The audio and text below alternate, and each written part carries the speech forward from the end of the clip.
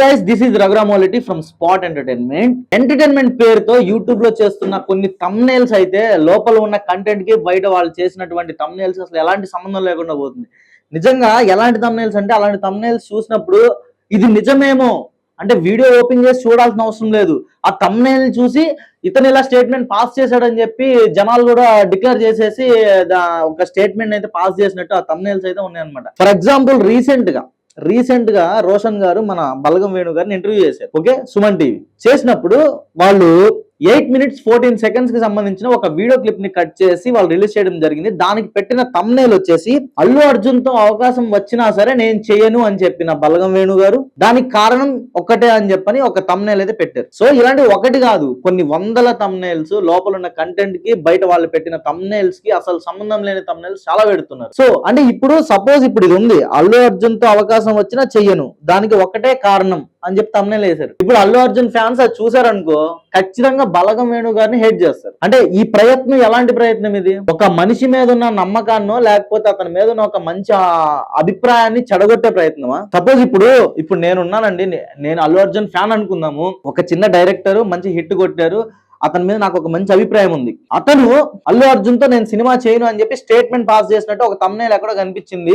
Time లేక video చూడలేదు, అది నా మైండ్ లో రిజిస్టర్ అయిపోద్ది. ఏమనుకుంటాం మనం? అతని మీద ఉన్న మంచి అభిప్రాయం పోతుంది. అంటే మన కంటెంట్ లో దమ్మున్నప్పుడు కంటెంట్ కి సంబంధించిన ఏదైతే మనం ఆ వీడియోలో చూపించామో దానికి సంబంధించిన థంబ్నెయిల్స్ వేయచ్చు. కానీ ఇదేంటి, కొన్ని వందల థంబ్నెయిల్స్ ఈ రోజు యూట్యూబ్ లో మనం చూసుకున్నట్లయితే వన్స్ ఏదన్నా ఒక థంబ్నెయిల్ ఏదో ఒక థంబ్నెయిల్ కనిపించింది కొంచెం ఇంట్రెస్ట్ గా ఓపెన్ చేస్తే అసలు దాంట్లో దానికి సంబంధించిన మ్యాటరే ఉండదు. ఫేక్ వీడియోస్, ఫేక్ థంబ్నెయిల్స్ ఇవే ఉంటాయి యూట్యూబ్ మొత్తం. కొంచెం టైం పాస్ కోసమో లేదా ఏదైనా కొత్త న్యూస్ గురించో లేకపోతే ఇండస్ట్రీలో జరుగుతున్న ఏదైనా కొత్త సినిమాల గురించి ఏదైనా కొంచెం నాలెడ్జ్ పెంచుకుందామని ఒక కామన్ ఆడియన్ మన యూట్యూబ్ ఓపెన్ చేసి చూస్తే థంబ్నెయిల్ ఒకటి ఉంటది, లోపల కాంటెంట్ ఇంకోటి ఉంటది. దానికి దీనికి సంబంధమే ఉండదు. వాళ్ళ ఛానల్స్ కి రీచ్ పెంచుకోవడానికి, ఆ వీడియోస్ కి వ్యూస్ తెప్పించుకోవడానికి ఇలాంటి అడ్డమైన థంబ్నెయిల్స్ పెట్టేసి పనికిమాలిన కంటెంట్లు చేసేసి యూట్యూబ్ ని మొత్తం చెత్త చేసి పడుతున్నారు. ఒక కామన్ ఆడియన్ ఒకప్పుడు యూట్యూబ్ ఓపెన్ చేస్తే అరే మన యూట్యూబ్కి వెళ్తే మనకు తెలియని సమాచారం ఏదో కొత్తది మనకు తెలుస్తుంది అని చెప్పని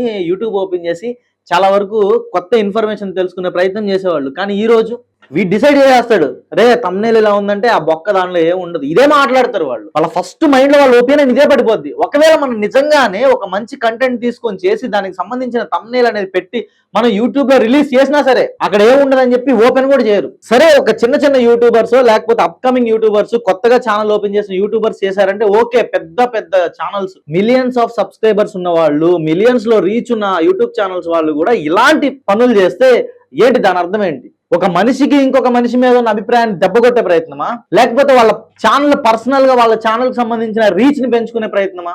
మనం ఒక నిజాన్ని చూపిస్తున్నామా లేకపోతే ఒక అబద్ధాన్ని తీసుకొచ్చి ఇదే నిజమని ప్రజెంట్ చేసే ప్రయత్నం చేస్తున్నామా? మనం చేసిన వీడియోలో ఏముంది, బయట థంబ్నెయిల్లో ఏముంది, చూసిన ఆడియన్స్ కింద ఏమని కామెంట్స్ పెడుతున్నారు? ఒక వీడియో తీసుకెళ్లి అప్లోడ్ చేసాము, మనకు కావాల్సిన దానికి సంబంధించి మనకి ఇన్ని డాలర్లు మనకు వచ్చేస్తాయి అనుకుంటే సరిపోదు.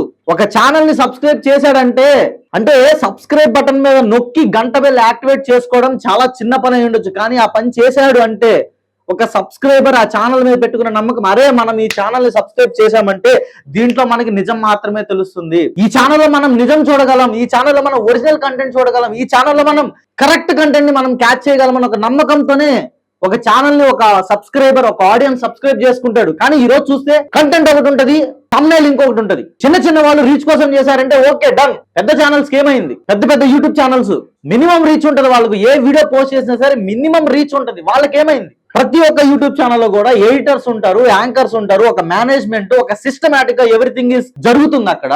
అలాంటి టైంలో ఈవెన్ ఒక యాంకర్ ఒక టాపిక్ చేసినప్పుడు ఆ యాంకర్ చూసుకోవాలి మనం చేసిన మ్యాటర్ కి ఏం థంబ్నెయిల్ ఇచ్చారు అనేసి చెక్ చేసుకోవాల్సిన అవసరం ఖచ్చితంగా ఉంటది.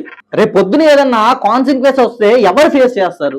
సపోజ్ ఇప్పుడు నేను ఒక టాపిక్ చేశాను ఈ రోజు, దాన్ని ఈ రోజు సాయంత్రం రేపో రిలీజ్ చేస్తారు. ఖచ్చితంగా చెక్ చేసుకోవాలి మనం ఒకసారి. మనం చేసిన కంటెంట్ ఏంటి, మన ఎడిటర్స్ చేసిన థంబ్నెయిల్స్ ఏంటి, మనం చేసిన దానికి సింక్ లో ఉందా లేదా, మనం చెప్పిన కంటెంట్ గురించే థంబ్నెయిల్ చేశారా లేదా అనేది మనం ఖచ్చితంగా చూసుకోవాలి.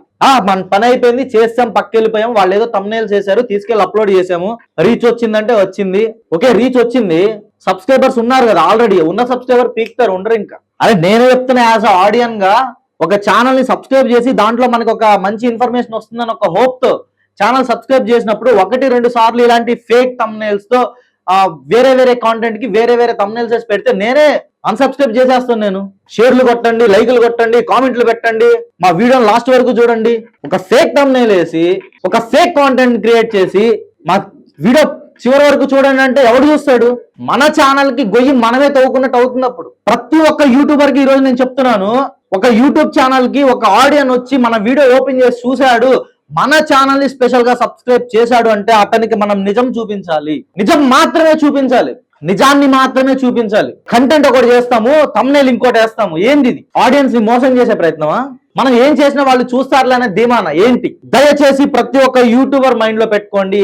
స్పెషల్ గా నేను చెప్తున్నాను, మనం పెద్ద పెద్ద యూట్యూబర్స్ కి ఎన్ని చెప్పినా వాళ్ళు లెక్క చేయరు. బట్ అప్కమింగ్ యూట్యూబర్స్ ఎవరైతే ఉన్నారు, ఎవరైతే రీసెంట్ గా ఛానల్ చేసిన వాళ్ళు ఉన్నారు, రీసెంట్ గా ఛానల్ స్టార్ట్ చేసి యూట్యూబ్ నే నా ఒక ప్లాట్ఫామ్ గా క్రియేట్ చేసుకొని యూట్యూబ్ మీద నేను సర్వే అవ్వాలని అనుకుంటున్న వాళ్ళు ఎవరైతే ఉన్నారో వాళ్ళకి నేను ఒక్కటే చెప్తున్నాను, బ్రదర్ మీకు రీచ్ చాలా లేట్ గా రావచ్చేమో, కానీ వన్స్ రీచ్ వచ్చిందంటే మాత్రం మీరు చేసిన కంటెంట్ ని నమ్మి మీకు వచ్చిన సబ్స్క్రైబర్లకి మీరు ద్రోహం చేయకూడదు. మీరు ఏదైతే కంటెంట్ చేశారో దానికి సంబంధించిన థంబ్నెయిల్ పెట్టండి.